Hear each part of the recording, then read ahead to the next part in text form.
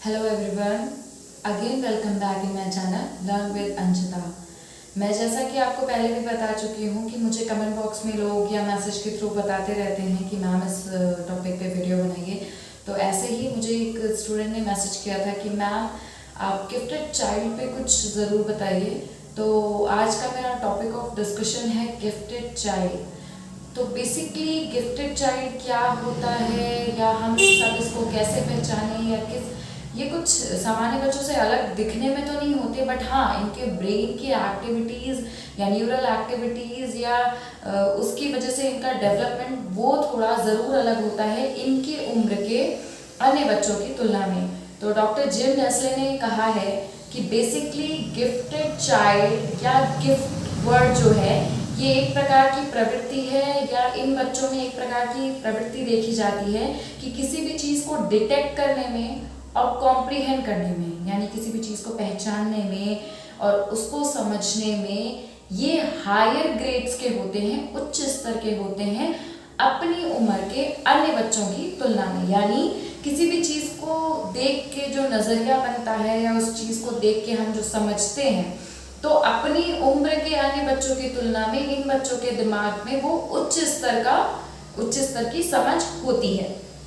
तो बहुत सारे लोगों ने गिफ्टेड चाइल्ड्स को अपने अपने अनुसार बताया।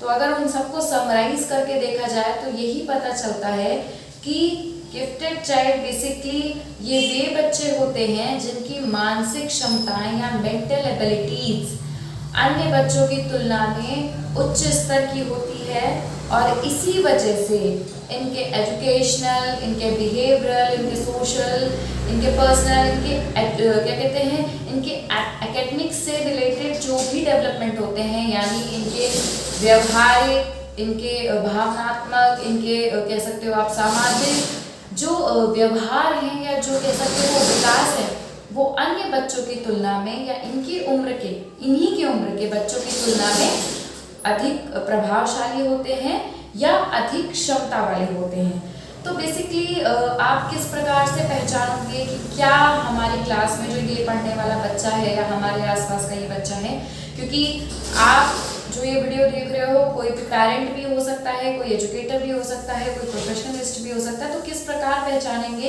कि ये बच्चा गिफ्टेड है? तो बेसिकली कुछ लोगों ने ये भी सजेस्ट किया है रिसर्च के बेसिस पे कि इनकी IQ 130 और 140 से अबव होती है। यानी जितने भी बुद्धि के परीक्षण टेस्ट होते हैं, जितने भी असेसमेंट किए जाते हैं, उसमें मैक्सिमम टाइम्स 99.9% इनके स्कोर रहते हैं।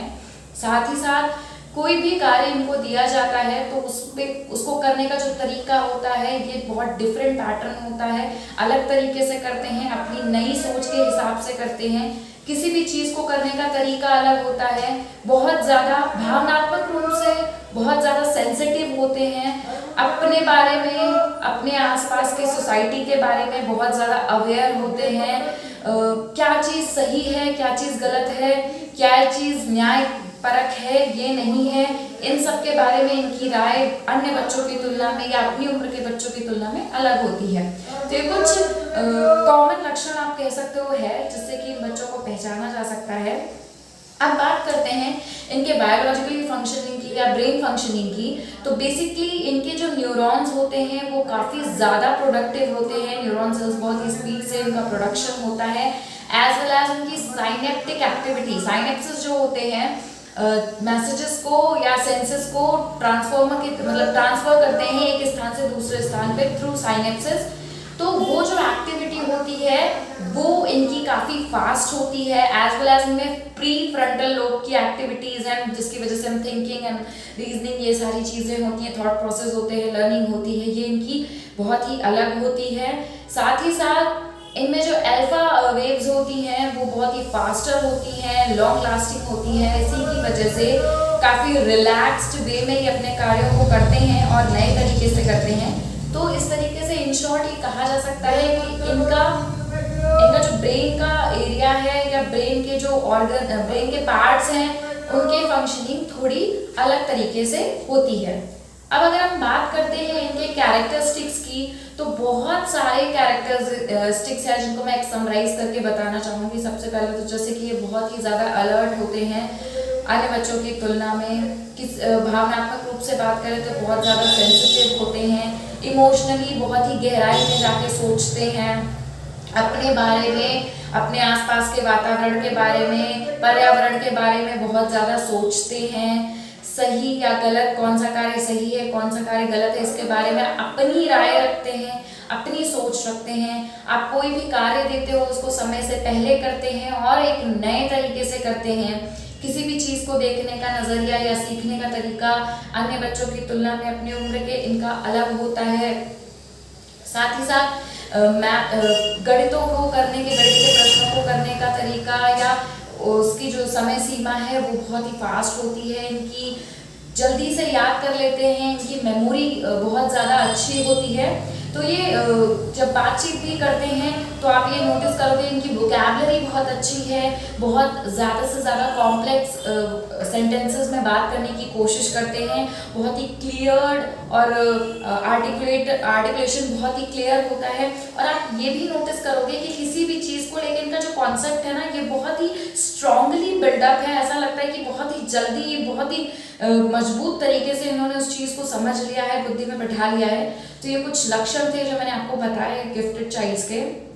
अगर हम इनकी एजुकेशन की बात करें या तो बेसिकली कुछ थ्योरीज के बेसिस पे 3 तरीके निकाले गए थे। फर्स्ट होता है एक्सेलरेशन, जिसमें बेसिकली इनके जो मटेरियल्स हैं उसमें अपग्रेडेशन का काम होता है, या फिर इनके ग्रेड्स को अपग्रेड किया जाता है, यानी कम समय में, स्पीड में इनको अपग्रेड किया जाता है, इनके ग्रेड्स को जल्दी जल्दी बढ़ाया जाता है, या इनको जो मटेरियल दिया जा रहा है उसको अपग्रेड किया जाता है। दूसरा होता है इनरिचमेंट। इनरिचमेंट में बेसिकली क्या होता है, प्लेस वही रहता है, मटेरियल वही रहता है, ग्रेड वही रहता है, but with supplement of the को करिकुलर एक्टिविटीज को इन्वॉल्व किया जाता है, अदर करिकुलर एक्टिविटीज को इन्वॉल्व किया जाता है। और थर्ड होता है डिफरेंशिएशन, जिसमें हम किसी भी नॉर्मल रेगुलर क्लास में एक्सेलरेशन और एनरिचमेंट दोनों का कंबाइंड फॉर्मेट यूज करते हैं to teach the gifted child. आजकल के टाइम पे भी आप नोटिस करोगे नॉर्मल्स बच्चों को या चिल्ड्रन विद स्पेशल नीड्स को या गिफ्टेड चाइल्ड, सभी को पढ़ाने के लिए सभी टीचर्स नए नए तरीके अपना रहे हैं, नए नए मटेरियल्स अपना रहे हैं। तो यस, गिफ्टेड चाइल्ड्स के लिए भी आपको यही करना है।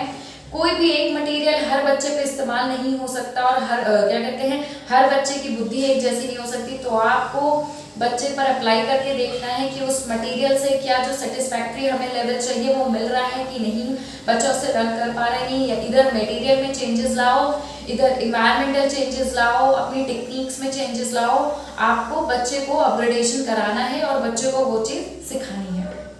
तो गिफ्टेड चाइल्ड में बस इतना ही। मेरी आज की वीडियो आपको कैसी लगी प्लीज़ कमेंट बॉक्स में मेंशन करिए, और मुझे बताते रहिए कि मैं कौन कौन से टॉपिक्स पे वीडियो बनाती रहूँ। As well as learn with Anshita को अगर अब तक आपने फॉलो करना शुरू नहीं किया तो प्लीज़ मुझे जाइए और फॉलो करना शुरू करिए। Learn with Anshita Facebook, LinkedIn, SlideShare, Insta, YouTube पर अवेलेबल है, और नीचे डिस्क्रिप्शन बॉक्स में सारी लिंक्स हैं, तो आप प्लीज़ जाइए वहाँ पर मुझे फॉलो करना शुरू करिए।